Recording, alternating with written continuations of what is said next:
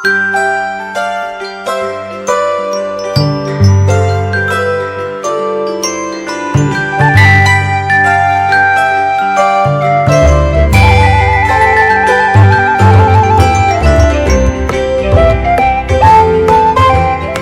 sejahtera sahabat GPIB, sebelum menjalani aktivitas di hari ini, mari kita sejenak menyediakan waktu untuk mendengar dan merenungkan firman Tuhan dalam program Morning Call GPIB bersama saya, Pendeta Yuniar Johari, Pendeta Ketua Majelis Jemaat GPIB Sebulon Sekupang, Batam.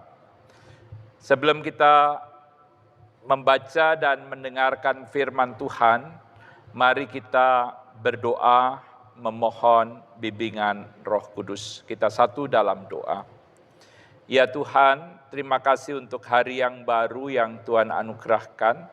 Kami akan menjalani sejumlah aktivitas dan kegiatan di hari ini. Kami akan melaksanakan berbagai rencana-rencana yang sudah kami rancangkan. Namun sebelum kami menjalani aktivitas di hari ini, kami hendak bersekutu bersamamu. Kami rindu untuk mendengarkan firman Tuhan.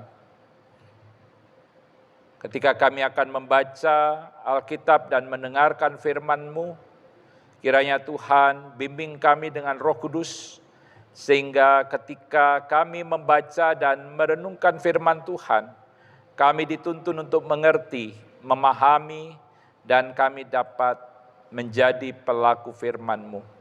Kiranya firman Tuhan menjadi pedoman dalam sepanjang hidup kami.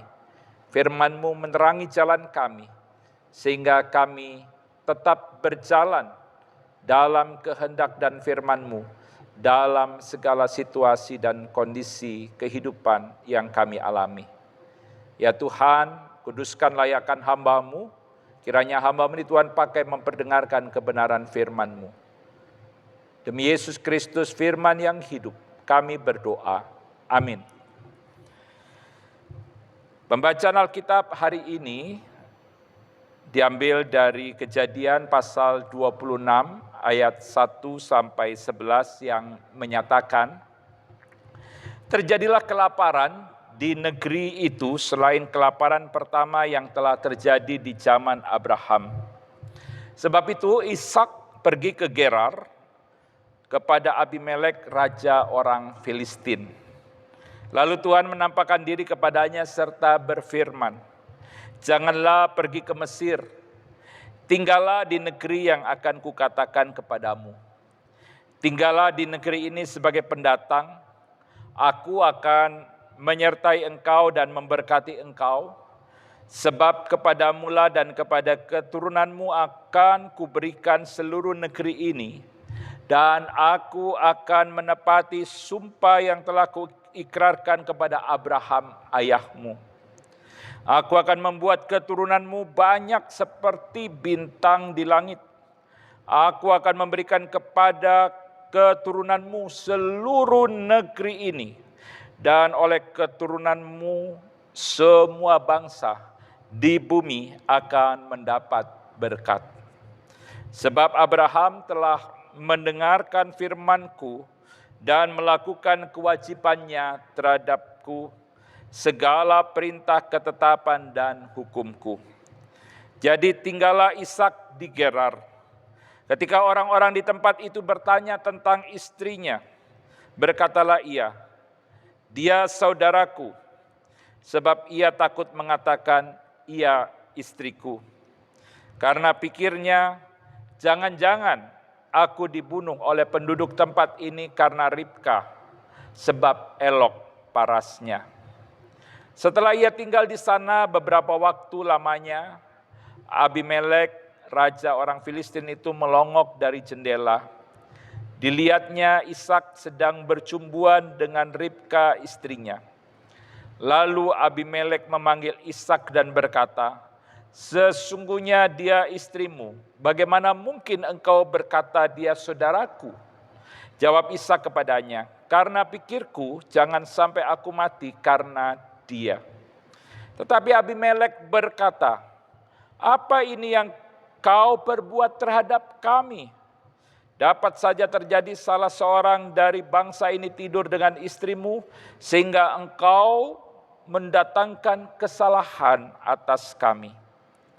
Lalu Abimelek memberi perintah kepada seluruh bangsanya, siapa yang menyentuh orang ini atau istrinya, ia pasti dihukum mati. Demikianlah pembacaan Alkitab. Sahabat GPIB yang dikasihi oleh Tuhan Yesus Kristus, dalam bacaan Alkitab hari ini diceritakan tentang Ishak yang harus mengungsi ke negeri yang akan ditunjukkan Tuhan karena terjadi bencana kelaparan di negerinya. Tuhan melarang Ishak untuk mengungsi ke Mesir. Tuhan justru menyuruh Ishak untuk pergi ke Gerar. Dan Tuhan juga berjanji bahwa Tuhan akan menyertai dan memberkati Ishak. Keturunan Ishak akan sangat banyak seperti bintang di langit. Dan Tuhan juga akan memberikan seluruh negeri kepada seluruh keturunan Ishak, sebagaimana yang dijanjikan juga oleh Tuhan kepada Abraham. Dan oleh keturunan Abraham dan Ishak, semua bangsa di bumi akan mendapat berkat. Ishak taat melakukan firman dan kehendak Tuhan. Dia pergi ke Gerar bersama istrinya dan anaknya ke negeri Gerar yang juga pernah dikunjungi oleh ayah dan ibunya. Raja yang berkuasa di wilayah Gerar adalah Raja Abimelek. Saat tinggal di Gerar, Ishak bertemu dengan orang-orang Gerar. Dan orang-orang Gerar ini bertanya tentang siapa perempuan berparas cantik yang dibawanya. Perempuan berparas cantik itu tentu saja Ribka, istri dari Ishak.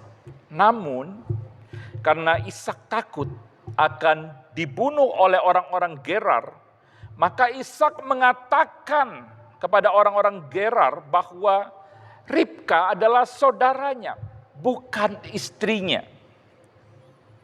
Namun, sepandai-pandainya orang menyimpan bangkai, kebusukannya akan tercium juga.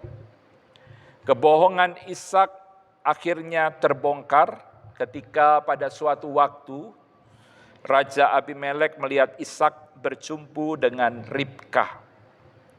Berdasarkan apa yang dilihat oleh raja, akhirnya raja mengetahui bahwa Ribka bukanlah saudara Ishak, melainkan istri dari Ishak.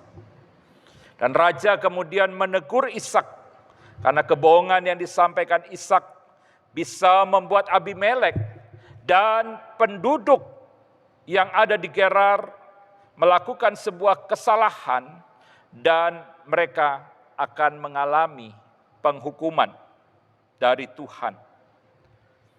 Dan Ishak akhirnya mengakui bahwa dia berbohong. Dia mengatakan bahwa ia berbohong karena ia takut dibunuh dan orang akan mengambil istrinya. Dan akhirnya pengakuan jujur Ishak ini membawa pada kebaikan dan kedamaian. Raja Abimelek kemudian menjamin keselamatan Ishak dan istrinya. Sahabat GPIB yang dikasihi oleh Tuhan Yesus Kristus, Abraham Maslow pernah menyampaikan teori tentang kebutuhan dasar manusia. Dia mengatakan bahwa selain kebutuhan sandang, pangan, dan papan, manusia juga memiliki kebutuhan-kebutuhan lain. Dua kebutuhan dasar dari manusia yang ingin selalu dipenuhi oleh manusia. Yang pertama adalah kebutuhan akan rasa aman. Setiap orang membutuhkan rasa aman. Yang kedua, jika kebutuhan akan rasa aman telah terpenuhi, maka muncullah kebutuhan lain yang tidak kalah penting, yaitu kebutuhan untuk dikasihi dan untuk diterima oleh orang lain. Tidak ada yang salah jika manusia ingin memenuhi kebutuhan-kebutuhan tersebut. Persoalannya, tidak sedikit orang yang demi memenuhi kebutuhan akan rasa aman dan kebutuhan untuk bisa dikasihi dan diterima oleh orang lain, dia memilih untuk melakukan hal-hal yang tidak benar. Dia memilih untuk berbohong. Dia memilih untuk berkata tidak jujur kepada orang lain. Kita memang membutuhkan rasa aman. Kita memang butuh untuk dicintai dan diterima. Tetapi bukan berarti kita harus menghalalkan segala cara dengan melakukan ketidakbenaran atau juga mengatakan kebohongan, agar segala yang menjadi kebutuhan kita itu akhirnya dapat terpenuhi. Firman Tuhan hari ini mengingatkan bahwa sikap ketidakbenaran, kebohongan atau kepalsuan akan merugikan diri kita sendiri dan bisa juga merugikan orang lain, bisa merugikan keluarga kita, orang-orang yang dekat dengan kita. Dan tidak hanya itu, sikap ketidakbenaran, kebohongan atau kepalsuan akan merusak bahkan menghancurkan relasi antara manusia dengan sesamanya.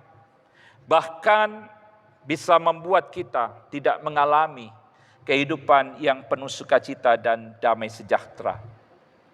Sahabat GPIB yang dikasihi oleh Tuhan, firman Tuhan hari ini mengingatkan dan mengajarkan kita sebagai orang percaya, agar kita senantiasa percaya dan mengimani bahwa Tuhan akan menjaga, melindungi, dan memelihara kehidupan kita.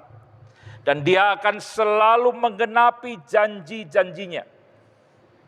Dalam sikap hati yang mengimani bahwa Tuhan akan menjaga, Tuhan akan melindungi dan memelihara kita, dan selalu menggenapi janjinya, maka kita tidak perlu membangun relasi dengan sesama dengan berdasarkan ketidakbenaran, kepalsuan atau kebohongan. Sebab kita yakin bahwa Tuhan akan memenuhi segala apa yang kita butuhkan. Sahabat GPIB yang dikasihi Tuhan, ketika kita akan menjalani kehidupan di hari ini, mari kita menjalani kehidupan kita dengan kata, sikap, dan perbuatan yang baik, benar dan jujur, serta adil, maka niscaya akan terwujud kehidupan yang harmonis dan damai dengan sesama. Tidak hanya itu, jika kita boleh menjalani kehidupan kita dengan berdasar pada sikap dan perbuatan yang baik, benar dan jujur, maka Tuhan akan memberkati kehidupan kita, sehingga kehidupan kita dan juga bahkan kehidupan orang-orang di sekitar kita akan penuh dengan sukacita dan damai sejahtera. Mari jalani hidup dengan melakukan yang baik, melakukan yang benar, berkata jujur, dan biarlah kiranya damai sejahtera itu terwujud dalam kehidupan sehari-hari. Tuhan Yesus memberkati. Amin. Mari kita berdoa. Tuhan, terima kasih kami sudah mendengarkan firman-Mu. Biarlah kiranya dalam membangun relasi dengan sesama, kami boleh membangun relasi berdasarkan kebenaran, kejujuran, dan kebaikan, serta kasih. Biarlah kami tidak menghalalkan segala cara agar kebutuhan-kebutuhan hidup kami terpenuhi. Biarlah kami mengimani bahwa Tuhan Yesus yang sudah menebus menyelamatkan kami